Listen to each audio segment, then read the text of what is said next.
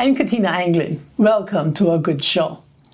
This edition of A Good Show is the first segment since Ellen has moved on to do her ministerial work, and today I was with Ellen again as she did her Mothers of the Heart at the Circle of Love event this morning, and I just want to say much gratitude to Ellen for the work that she is doing with the women in this country, and just trying to be that intercessor in the gap with all of the hurt and all of the baggage and all of the issues that we're dealing with in these times, and for being on A Good Show, but for not retiring from ministry. So thank you so very much, Ellen. Now, on this segment of A Good Show, we're going to carry on with the discussion about the failure of government to open the mental health facility, Poinciana.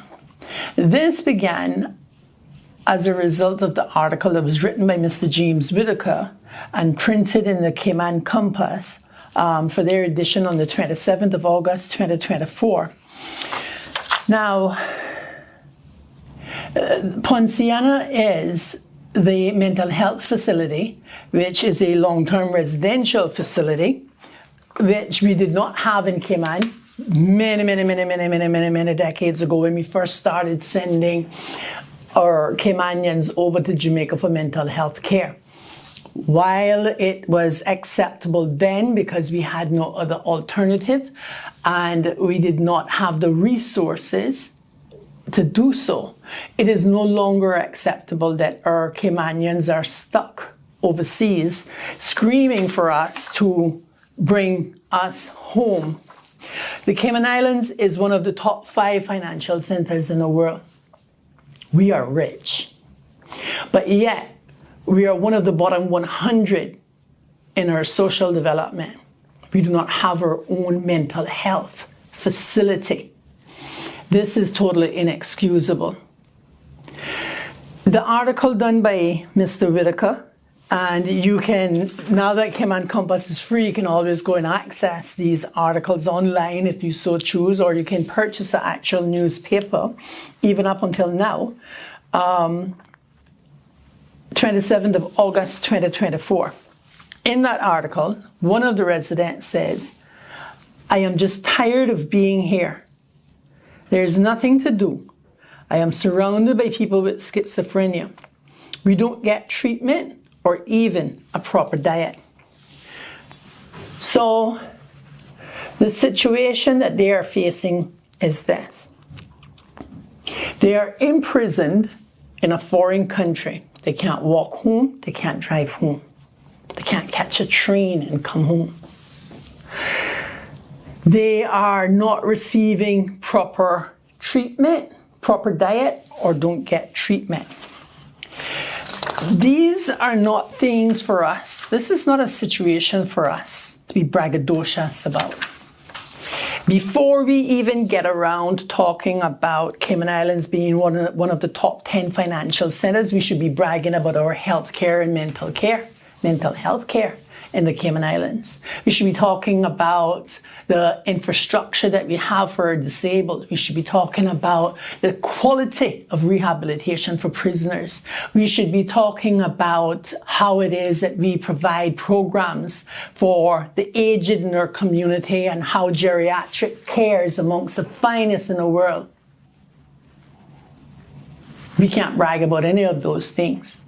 But yet we choose to illuminate the fact that we're one of the top 10 financial countries. What exactly are we bragging about? That we're rich and we don't care?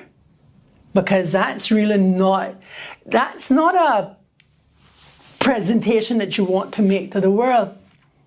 If you're making a presentation that, we have the best healthcare system and we can afford it, and because we can afford it, we provide it, then good on us, Cayman Islands. But when we're talking about we're so rich, but yet we don't have the services that any other, even third world country actually has, what exactly are we bragging about? Please, listen. In that article, Dr. Lockhart himself said that Cayman can do better. Dr. Lockhart, he said, I don't know why it's taken so long. It is very much needed. For those of us who deal with this, patients with mental health challenges, every day, it is extremely upsetting and frustrating. Now, one of the things that I would like to take a look at in this whole entire mental health care fiasco is it's not that we don't have the funding for it. What I'm about to say, please, take this with every grain of salt, sugar, and every degree of sense that you have. Because I am not saying that any facet of mental health care supersedes any other. That any facet of mental health care is more important than any other. What I am saying is, we do not have a long-term mental health care facility. We have known of its need for decades. We have been building a facility for nearly a decade. We can't get it finished, and our Caymanians, our family, our sisters, our brothers, our mothers, our daughters, our sons are in Jamaica begging us to bring them home. Dr. Lockhart resigned. The announcement that Dr. Lockhart had resigned was published on the 11th of January 2023, and I read from an article that was printed in the Cayman News Service. Psychiatrist resigns in the face of ministry inertia, Cayman Islands headline news. Local psychiatrist Dr. Mark Lockhart has resigned in frustration as chair of the Mental Health Commission after his efforts to keep the long-awaited mental health facility project moving forward having been met with an anemic response. Now, Dr. Lockhart is one of the most respected individuals in this country. He has for decades provided an incomparable level of mental health care. For Dr. Lockhart to be in a position to make such a statement attests simply to the fact that the government was inactive on getting this facility open. Remember on the other segment I said that there was a lack of parliamentary will in completing the facility and having it properly opened. Because there is no other building in this country that is 10 years under construction with such a need. It's not a want, it's not a desire. You know, it's not because you want to have a social status and own a condo in that building. It is a much needed building for mental health care, long-term mental health care. And of course, we have people over in Jamaica that have been there for a decade and some for longer. Some for longer. Why? Because I can't think of a good reason why. I know that in the article it goes on to speak, the article of 27th of August 2024, it goes on to speak about needing mechanical permits and plumbing permits and electrical permits and all of that from as far back as February of 2023. But we are now in September of 2024. This is a project by the Cayman Islands government. Tell me why we don't have this facility completed yet. And I invite anybody from government to come and sit down on this show and tell us why. Because there's no good reason why. Now listen, we're talking about the financial, the inertia. And on the last show, we spoke about, $2.95 million being spent on the purchase of the property over there at Mariners Cove for a wellness park. Even though we do not have a mental health facility, we whipped out nearly $3 million to buy a piece of land on the seashore for a wellness park for a single community. While our Caymanians are stuck overseas, unable to come home, being promised time and time again, oh, in 3 more months, in 3 more months, in 3 more months, you're going to be home. And they've been telling them this for 9 years. You're soon going home. You're soon going home. Listen, every prisoner in Northward knows what their release date is. They go into the prison. The prison does a quantification of time based on the sentence and gives them their latest date of release, their LDR, and their earliest date of release, their EDR. When their latest date of release comes, the prison has to open the door and let them out. Even though they have been convicted of a crime, they have served their time, they have to open the doors and let them out unless they have received another sentence that runs consecutively to that sentence, and then it's recalculated and then they're given a new release date. Our citizens in Jamaica don't know when they're coming home because the government keeps shifting this date. If you want to see how many times they have moved it, just Google it.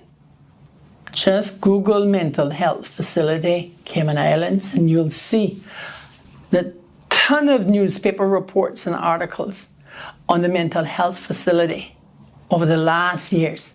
And that shifting goalposts of opening date, opening date, opening date, opening date. And here are Caymanians over in Jamaica saying, oh good, we're going home in 3 months' time. Oh no, we're not going home again. Oh yes, we're going home in 3 months' time. Oh no, we're not going home again. Somebody would treat you like that and giving you promises like that. You'd have been out in the middle of the street a long time ago protesting. You'd been out, you'd have thrown your husband out of the house if he had promised you a Valentine's present and hadn't brought it home. Because he gonna have to go get that present. Or he gonna have to stay outside. Heaven forbid that he forgot your birthday. We don't do that with our children. We don't do that with our obligations to our clients. We don't do that with our obligations to our bosses, to our employees. But yet we think that it's okay for us to do that with our Caymanians who are already in mental anguish and are overseas and want to come home to the Cayman Islands, and we think that it's okay. We can continue to kick the bucket, the ball, the can further down the street every 3 months. We'll set a new date every 3 months. We'll set a new date. We'll tell them again that they're gonna soon come home. I think it's time just bring them home. Because there's no reason why this project, if there had been parliamentary will to complete this facility, there is no good reason why the facility has not yet been open. And I know somebody is going to say something about COVID-19. COVID-19 gone a long time ago. Cayman Islands government operated every program it wanted to operate during COVID-19. It did everything it wanted to do during COVID-19. Supply and demand, okay, you get me on that one. Because they didn't own a lot of stuff, they had to import it. I agree with that. But that's the Cayman Islands government. Quite capable of purchasing and importing during COVID-19. Why should the mentally ill have to suffer further because there's a demand to complete a condo complex? They're not entitled to live inside of a quality facility. Why? Because they're mentally ill? Because I don't subscribe to that. And I don't think that that's how we as a country should be treating human beings. In January of 2023, specifically the 26th day of January, the Cayman Compass announces that Alex's Place opens doors to help Cayman's struggling youth. Now, this goes back to my comment earlier where I said that I don't think that one facet of mental health care is more important than the other facet, because a 60-year-old suffering from mental health illness and a 13-year-old suffering from mental health illness, both are suffering from mental health illness. And while I have every condolence for the Panton family and the families of everybody else who has had to deal with suicide in their families, mental health treatment must be available to everyone. And there should be no priority per se. Because we have had Caymanians die in Jamaica. There's no investigation. Reports of what they went through. Not good reports either. But, I can appreciate very much that our youth are struggling. And as a matter of fact, this this article speaks about what the youth in Cayman were enduring, particularly between 20 and 21, when there was an increase in suicides. When you look back at it, 20 and 21 was during the lockdown period, and they were all segregated from their friends, and the whole world was screaming the place down about death rates, and COVID was killing everybody, and you couldn't see it, and it was going to, kill us all, so to say. So you can understand why our teenagers were so terrified during that period of time. In this article, it sets out that government has allocated annual operating funds of $840,000 for the delivery of the service at the hub, the HSA told the Cayman Compass, adding that actual expenditures will be known following the first year of operations. First full year of operations. So the government had at least $840,000 to allocate to the Alex's Place in memory of Alex Panton, who was the son of the then Premier, Honorable Wayne Panton. Now, we have the $2.95 million that in February of 2023 we'll learn about through another newspaper article for the purchase of the Mariners Cove, an expenditure on wellness with a languishing mental health facility. The 26th of April 2023, it says mental health facility set for June completion. Work on Cayman's first long-term residential mental health facility will be completed at the end of June, according to the health minister. This is from an article written by Rebecca Bird on the 26th of April 2023, and it's found in the Cayman Compass. We are August of 2024. Why? Tell me why we still have not cut the ribbon on that facility.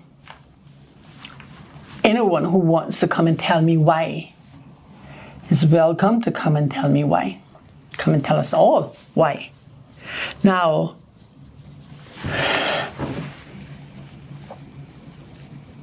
by the time that you watch this show, there will be a petition circulating that I hope that you will sign. And that petition is to bring our people home, because they've been away from home for far too long. Out of our sight, out of our care, away from their grandchildren, away from their mothers and their fathers, away from the people who love them but need help taking care of them, who miss them but cannot afford to travel to Jamaica once a week or once a month to see their loved ones. No, it's past time to bring them home. So I hope that you will sign that petition, giving the government from September to March to complete that facility and bring our people home. And listen, I personally am going to be sure that every politician who thinks that they have the right to jump up about the opening of Poinciana as a political platform topic doesn't get that right. Because any political effort now is just overdue. It's just trying to make up for 10 years of not getting it done. It's not that you got it done, it's that you failed to get it done, and the people of the Cayman Islands forced your hand to get it done. And don't say, oh no, we got it done, and we got it done on this last schedule of, because there were too many schedules, too many times, too many dates, too many pushbacks. So, please, sign the petition to bring us home, the plight of the mental health patients in Jamaica. Thank you very much for joining us for this edition of A Good Show. You can watch A Good Show every Tuesday and Sunday at 7 p.m. on Cayman Life TV, channel 33 on Logic.